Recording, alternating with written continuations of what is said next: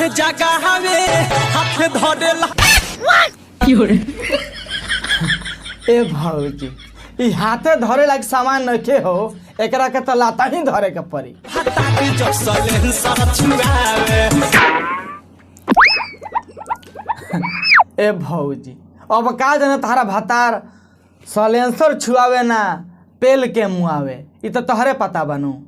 हाय दोस्तों, एक बार फिर से स्वागत है हमारे YouTube चैनल टॉप रिएक्शन 2 में। दोस्तों आज हम रिएक्शन करने वाले हैं क्रेजी भैया के वीडियो के ऊपर, और इस वीडियो का ओरिजिनल लिंक मेरे डिस्क्रिप्शन में है, जाके चेकआउट कर सकते हैं। और इस वीडियो के बारे में बात करेंगे दोस्तों लास्ट में। चलिए देख ही लेते इस वीडियो को।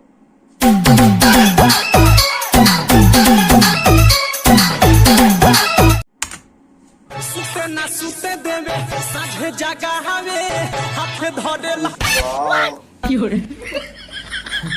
ए भौजी ई हाथे धरे लायक सामान नखे हो, एकरा के तो लाता ही धरे के पड़ी। हटा के जो सलेंसर छुआवे गाना ए कैसे गा रहे भौजी हैं? अब का जाने तारा भतार सलेंसर छुआवे ना पेल के मुआवे, ई तो तोहरे पता बनू। आगे सही कौन सी बात। कहत रू जल्दी कह। भीतर से मन गुदगुदावे हटा के जो सलेंसर छुआवे हे भौजी अभी शुक्र करनु के तार भतार खाली सलेंसर छुआवत आवे, जहिया सलेंसरवा ढुका दी तारा में नु तो गड़िया फाट के उजर हो जाई। ओ माय गॉड, तो का हाल बा भाई लोग? ठीक है। उम्मीद करतनी कि अच्छा को बोलो और हमेशा अच्छा रहे के चाहिए। तो भाई लोग आज के वीडियो में ज्यादा हम बकवास नहीं करे वाला बानी और डायरेक्ट हम पॉइंट पावत नहीं। तो भाई लोग वीडियो स्टार्ट करे से पहले तो सबसे इहे कहल चाहतनी कि जे भी वीडियो देखत हवे सबसे पहले अपन अपन कान में ईयरफोन लगा लो, ईयरफोन नहीं खाता हेडफोन लगा लो, हेडफोन नहीं खाता लंड फोन ओ गलती बोले भैया, मतलब कुछ हेडफोन लगा लगा लो, लो लेकिन लगा लो काहे से कि वीडियो में बहुत गाली गलो छोखे वाला बाबे।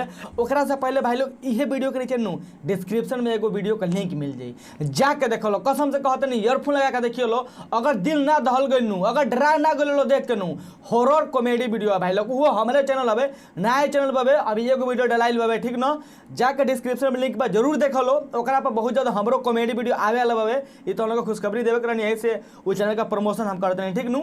अभी हमारे चेला चपाटी वो चैनल पर काम करते रहते हमारे दोस्त बहुत ज्यादा, ओकरा पर हम भी काम करे ला बानी कॉमेडी वीडियो में, तो हम लोग हमरा का देखबो लो। तो डिस्क्रिप्शन में लिंक पर जा लो, सब्सक्राइब कर लो, चैनल के जरूर सब्सक्राइब करियो लो भाई लोग। सब्सक्राइबर का बहुत नीड बाबे, ठीक ना। तो बिना कोरोना वाला सुन के ना स्टार्ट करो आज के बकचोदी। 4 साल से मजा मारा तारा तू उधार में। अच्छा 4 साल से मजा मरवा तो भैया वा वो भी उधार 4 साल से फ्री में माजा मारा था ना, आई मीन टू से डेट के उधार में मारा था माजा। ते हे भौजी तू अपन रेट बतेबू तब न आदमी के पता रही कि हाउ मच वन टिप, तब न आदमी तारा के उधारी ना काम, मतलब तारा से उधारी काम ना करी, पैसा दे के माजा मारी।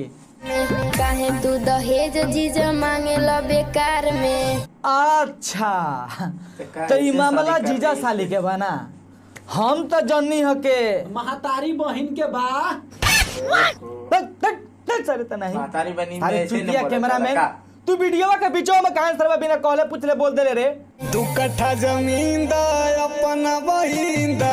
गाधा के लाड़ ना चाहिए, 2 कट्ठा जमीन चाहिए तारा के ना सरवा। इतना सुंदर माल, जमीन के साथ साथ उसका बहन भी था। मतलब इतना सुंदर लड़की चालाक से बड़ा ब्याह हो। करत आवे, आ हितवा कहता कि 2 कट्ठा जमीनो चाहिए। अब 2 नोच के तारा के दे देतनी सरऊ। 2 कट्ठा जमीन दा अपना बहिन। हाय गाइस, ये वीडियो यहाँ पे खत्म होता है। और दोस्तों मैं बता दूं कि ये वीडियो काफी अच्छा था, जो कि रोस्टिंग क्रेजी भैया ने इस वीडियो में किया, और इस वीडियो को मैं भी देखा, काफी अच्छा है। और जो गलत गलत गाने रहते तो वो तो जानते ही आप लोग, क्रेजी भैया किस तरह रोस्टिंग देते हैं। तो काफी अच्छा लगा। और आप लोग को कैसा लगा दोस्तों, तो आप लोग कमेंट में एक बार जरूर बताएं। और ऐसी वीडियो देखने के लिए हमारे चैनल को सब्सक्राइब कर लीजिए। फिर ही मिलेंगे एक ऐसी वीडियो के साथ, तब तक के लिए धन्यवाद।